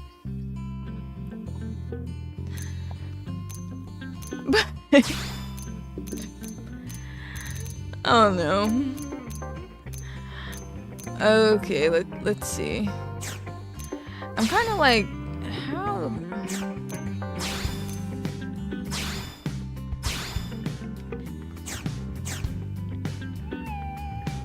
It would make more sense for her to go back to her Mimeo some, because otherwise people would just be confused. But, wait a minute. Did you guys see what just happened? Literally, when Elma was the other Elma, this part of her armor was pink. And it changed to her like being like nude in her alien form. Why did they make that change? I don't get that. But right, like, she's the furthest from it too. She's whiter than dang Lynn. Look at that. You see this? Whiter than Lynn. That part's just crazy, man. Like you said, Beans, no real representation in these streets. But like, why did they do that? It kind of bothers me that they did that. Because I like the pink armor. Does she have to be naked?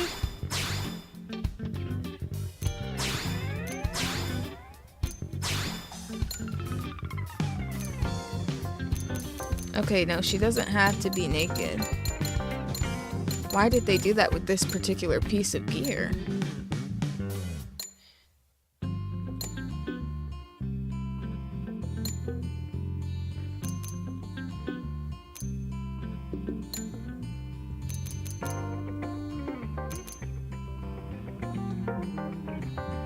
She can wear that. She had them cheeks out that whole last cutscene. She can put them away for a little bit.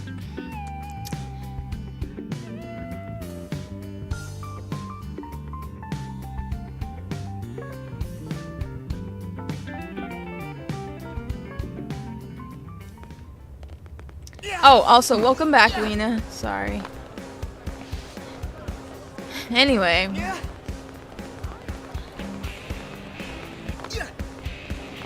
I don't want this stream to stray too far from our final chapter discussion and the final chapter itself. But know that this is not the last episode. And do you guys have any final thoughts or questions that you want me to answer or to discuss before I get off? I'm going to talk about what we're going to do in the next stream while I wait for those answers. In our next stream, we're coming back guns a-blazing, baby. We have lots of quests to do. We also have affinity missions that we couldn't do before that are now available for us to do. So when we come back, it's going to be a lot of missions, but mixed in there also the grind and the hunt. The first level 60 scale we're going to go for is the Ares 70, and offline I'm going to try and like see how the heck we can even make an Ares 90. But the first one we're going to go for is the Ares 70 because I want to show that off. Is the Telethia canon or just the super boss? What do you mean by that? Telethia is in the world. Telethia also shows up in one of the story chapters and gets us out of a tricky situation, and the question is, why did it do that? Here.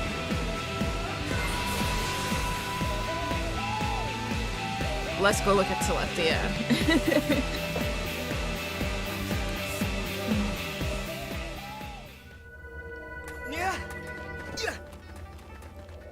Oh, Telethia is something you could fight online, but it was in a weakened state. Yeah, this is nowhere near the last stream. Trust me. When it's the last stream, I will definitely tell you guys way ahead of time.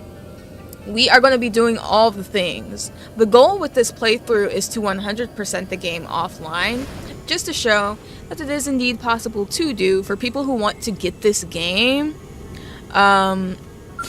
now. But yeah, here's Telethia. You can challenge it anytime you want to, though it's not smart. Yeah, it never got explained why it helped, but there is an affinity mission that kind of like brings that back up a little bit. And then there's also a side mission that has to do with Telethia as well, that we will get to do now that all of the missions are available for us to do. So yeah, the goal is to 100% this. So this is nowhere near the end, but it's the end of the story phase of the game. So we're kind of like, I would say probably at like perhaps a midpoint, I would say maybe. We're like now the way the streams go is going to transition into being about something else. Whereas before it was more so focused on going through the story and having those conversations. Now it's more so about 100%ing the game.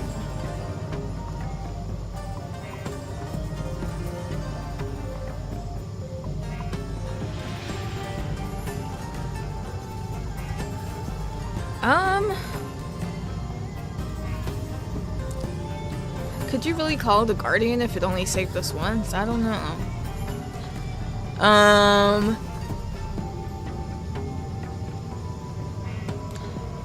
I'm not sure. Like I said, Telethia has more bits that I don't necessarily want to spoil yet. So as we do the side missions and we do the affinity missions, we will see. But yeah, like I said, the streams are basically just transitioning to having a different point. Yeah, I know. we are going to be doing a lot of grinding now in these streams, which I hope you guys like. It seems like you guys like watching me fight stuff.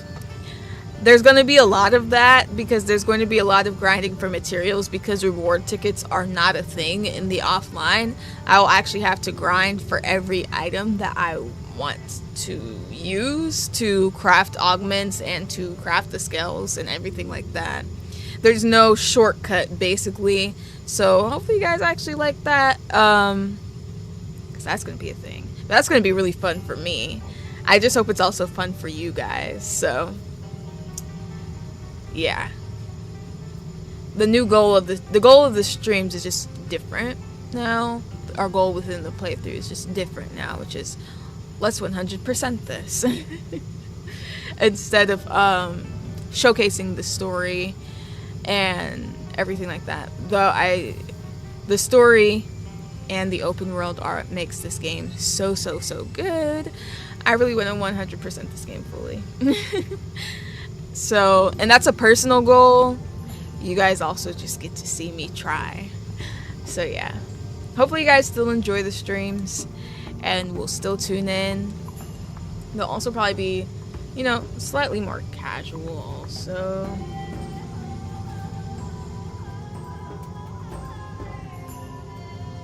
But yeah, there's also some side missions that I really like and want to talk about that are coming up too. So hopefully you guys will check out the next stream.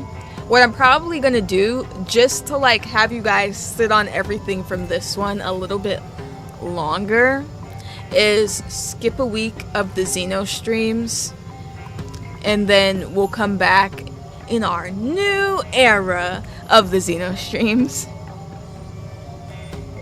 But yeah, if you guys want, we can always continue the discussion in the Discord.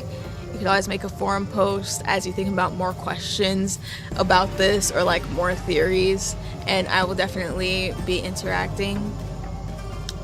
But that's going to sum it up for this, because like I said, I don't want it to stray too far from the actual ending of the game and our discussion from it. That way when people are watching this back, they just get all the good stuff and all the important stuff and not too much fluff.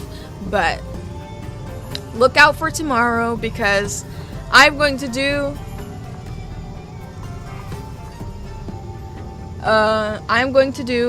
my first Riis tries stream with this baby right here, which I did show in the Discord. It is The Legend of Zelda Echoes of Wisdom. I literally bought it today and we're gonna play it tomorrow. It literally just came out today too, which is cool because I'll be a day 2 player, which is pretty good. A lot of people probably won't play it till the holidays. Sucks for them. It doesn't suck for me. You guys will get to see me try it out for the first time tomorrow. As for what time, probably the same time as all our other streams, which is 6 p.m. EST. We'll be playing together. I have not seen anything from this other than the initial announcement trailer, so I'm going to be completely blind playing it. It's going to be so much fun. And I'm really interested in, obviously, Zelda being the protagonist. That's going to be fun. So yeah, look forward to that tomorrow, you guys. And then Saturday, we will be doing our... Wow, my throat's really dry. That's how you know I've been talking way too much. Anyway, we will be doing our Detroit Become Human stream, which, like I said in the Discord, I really wanted to do because there are very slight parallels between the robots in Detroit Become Human and some of the concepts of the Mimeosums in this game. So I feel like it would be an interesting follow-up to us completing the story of this and having our discussion about what we think about the story and what that means for humanity, etc. I think Detroit Become Human, in a weird way, explores some similar themes as to some of the stuff I said with my thoughts about this. So I feel like it would be a good follow-up. It was a split tie, and you guys want to see Hyrule Warriors. If I have the energy Sunday, we will also do Hyrule Warriors, which will mean 4 streams in a row. That may or may not be a lot for me, we'll see. But yeah, I feel like there are interesting parallels to draw, and I feel like it would lead to some good conversations. So look forward to that also. And yeah, that is pretty much it for me. I will see you guys in the next one. Peace out.